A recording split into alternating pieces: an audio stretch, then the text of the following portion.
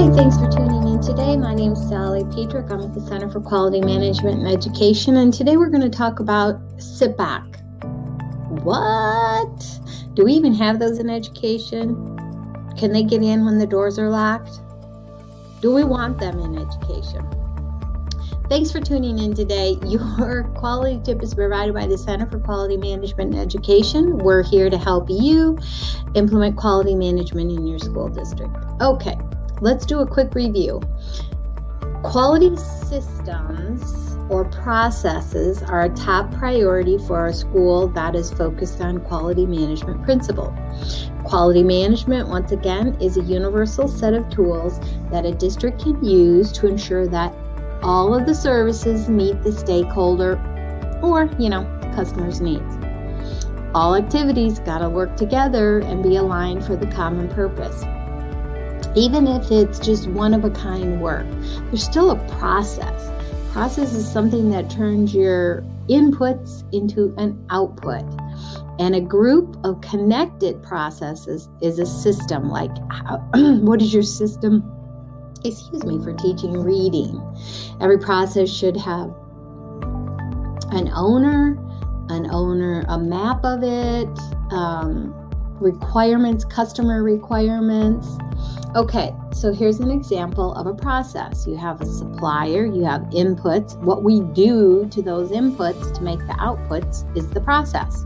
And you have a customer. Now we're going to go over mapping this out in a little more detail, but today we're going to be talking about what is a Sipoc. The initials stand for supplier, inputs, processes, and outputs, and customer. Remember that any work performed in a district is described or captured by a series of actions. These actions, all grouped together, make a process. Process should have an owner, a map, performance, and standard procedures. Okay, let's talk about Sipoc. Suppliers, input, process, output, and customers. There's 5 elements to it. It's one of the first things that you create or one of your first deliverables when you're doing a project. It should begin with people, obviously, who know a little something about the process.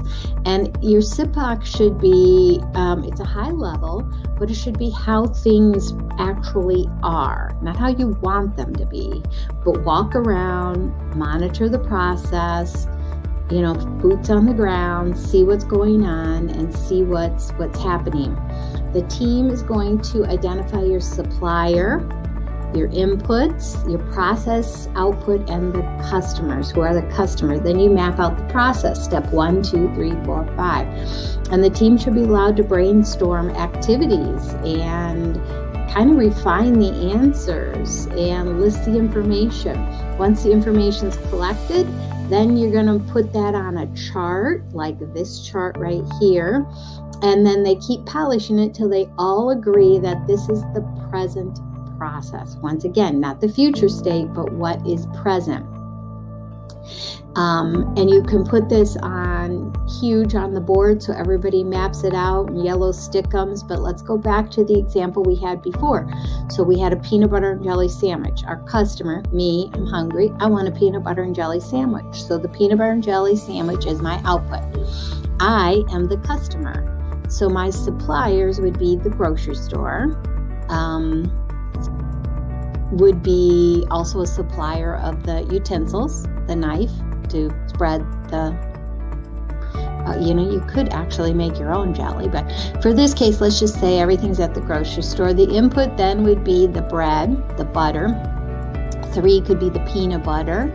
Then you could have jelly.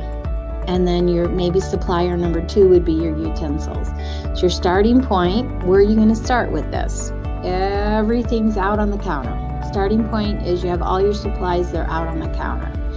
Activity number 1, you're going to open the bag, put the bread, 2 slices of bread out. And you're going to go through down all those steps on exactly what you have to do. After you get the bread out, then you're going to open up the butter, put the butter on the bread.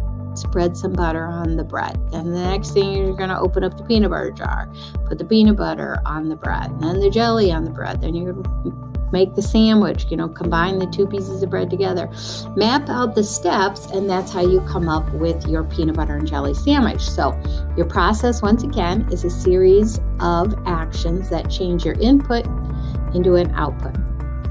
Thanks for tuning in. Don't forget, give us a thumbs up and hit share or subscribe if you don't want to miss out on any other content.